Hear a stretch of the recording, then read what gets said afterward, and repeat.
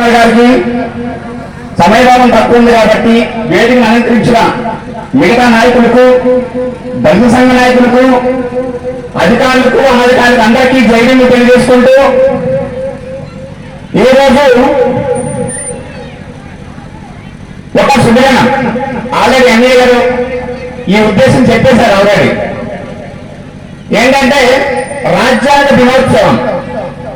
ఈ రాజ్యాంగ దినోత్సవం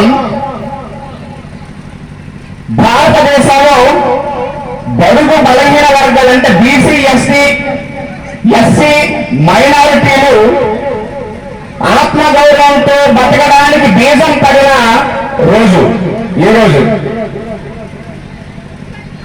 విశ్వంలో ప్రతి జీవి ప్రాణంతో ఉండడానికి కారణం ఆ సూర్యుడైతే భారతదేశంలో దళితుడు మనిషిగా ఆత్మగౌరవంతో జీవించడానికి ఈ సూర్యుడి కారణం అంబేద్కరుడు. మనం ఈరోజు న్యాయ దినోత్సవం కాబట్టి దాన్ని ఉద్దేశించి ఒక్క నిమిషం మాట్లాడిస్తాను, ఎందుకంటే సార్ టైం అవుతుంది. 1947 ఆగస్టు 29వ తేదీన ఆల్రెడీ సార్ చెప్పారు, ముసాయిదా డ్రాఫ్టింగ్ కమిటీ ఏర్పాటు చేసి ఆ కమిటీలో చైర్మన్ గా అంబేద్కర్ గారికి నియమించిన తర్వాత అప్పట్లో 4 సభ్యులు ఇవ్వడం జరిగింది. ఈరోజు ఈ టాపిక్ కాబట్టి ఒక 2 నిమిషాలు.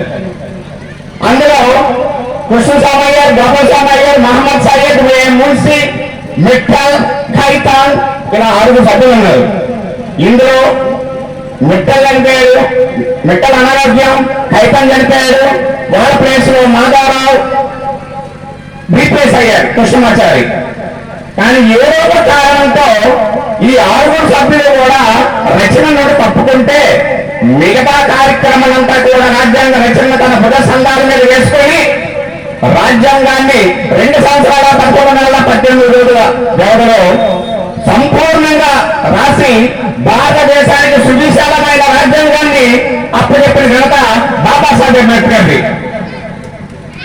అయితే ఇందులో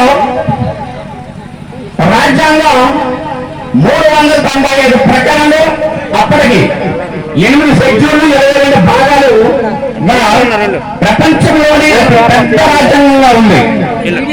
అయితే ఈ రాజ్యాంగాన్ని ఇప్పుడు ప్రస్తుతం 465 ప్రకరణలు, 12 షెడ్యూళ్లు, 22 భాగాలు ఉన్నాయి. అయితే ఈ రాజ్యాంగం అంతా చదవడం, చెప్పడం నా తెలుగుకైతే చాలు. కానీ బాబాసాహెబ్ అంబేద్కర్ గారు మొత్తం ఈ సువిశాల రాజ్యాంగాన్ని ఒక ముందు మాటలో, ఒక రాజ్యాంగ పీఠికలో పొందుపరిచారు.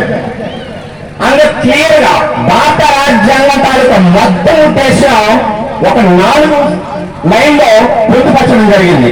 అది నేను జస్ట్ చెప్పేసి ముగిస్తా.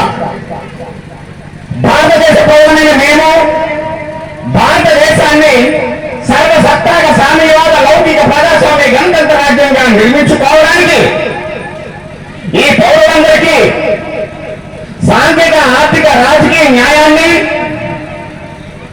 ఆలోచన, భావప్రకటన, విశ్వాసం, ధర్మం, ఆరాధనలు, స్వాతంత్ర్యాన్ని, అంతస్తులోని అవకాశాల్లోని సమానత్వాన్ని చేకూర్చడం, వారందరిలో వ్యక్తి గౌరవాన్ని, జాతీయ సమైక్యను సంరక్షిస్తూ సౌభ్రతత్వాన్ని పెంపొందించడానికి 1949 నవంబర్ 26వ తేదీన రాజ్యాంగ పరిషత్తులో ఎంపిక చేసుకుని శాసనంగా రూపొందించుకున్న ఈ రాజ్యాంగాన్ని మాకు నేనే ఇచ్చుకున్నాం అని క్లియర్ గా రాయబడింది.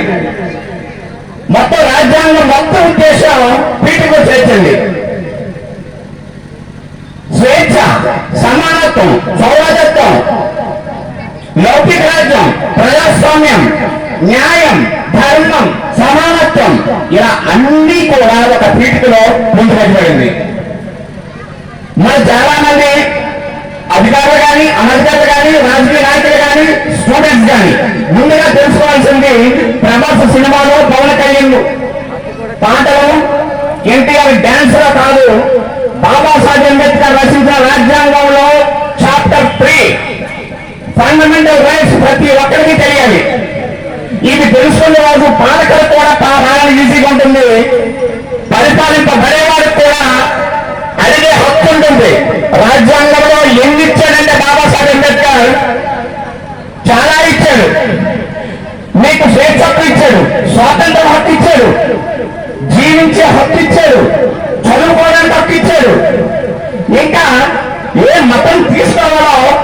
మీకే హక్కు ఇచ్చాడు. ఇంకా మీ హక్కులు సాధించుకోవడానికి ఆటంకం ఏర్పడితే మీ హక్కులు సాధించుకోవడానికి కోర్టుకు వెళ్ళిపోవడానికి మీ హక్కులు సాధించుకోవడానికి రాజ్యాంగ పరిహార హక్కు ఇచ్చాడు. ఇంకా 326వ నిబంధన ప్రకారం అయితే నీకు ఓటు హక్కు ఇచ్చాడు. ఎక్కడో 1,000 రూపాయలు ఇన్కమ్ ట్యాక్స్ కట్టిన వారికి 100 ఎకరాల భూస్వామికి రాజులకి ఉండే ఓటుని సార్వజనికం చేశాడు. స్త్రీ పురుష మత కుల ధనిక భేదం లేకుండా ప్రతి ఒక్కరికి ఓటు ఇచ్చాడు. ఢిల్లీ వెళ్ళిన రోజైనా హైదరాబాద్ వెళ్ళే నిజామైనా నీ కాళ్ళ దగ్గరకు వచ్చి నాకు ఓటయ్యమ్మా అని అడిగే అంత నిన్ను రాజు చేశాడు బాబాసాహెబ్. నీకు ఓటు ఇచ్చాడు. కాబట్టి తప్పనిసరిగా ప్రతి ఒక్కరూ బాబాసాహెబ్ అంబేద్కర్ని స్మరించుకోవాలి. అతని రాజ్యాంగాన్ని రాసింది మనం చదువుకుంటే విజ్ఞులు అవుతాం. మిగతా 3 విశ్వాలతో కోరుకునే గ్రంథాలను చదువుకుంటే 3 అవుతాం తెలుసుకొని తప్పనిసరిగా ఇంకోసారి ఇంకో మీటింగ్ లో కలుసుకుంటాం. ఈ అవకాశం ఇచ్చిన అందరికీ ధన్యవాదాలు తెలుసుకుంటూ జై Bhim. Thank you very much. కార్యక్రమంలో మరి మాట్లాడతారు అనుకోలేదు. మన అప్పల్ శ్రీ మాస్టర్ గారు చాలా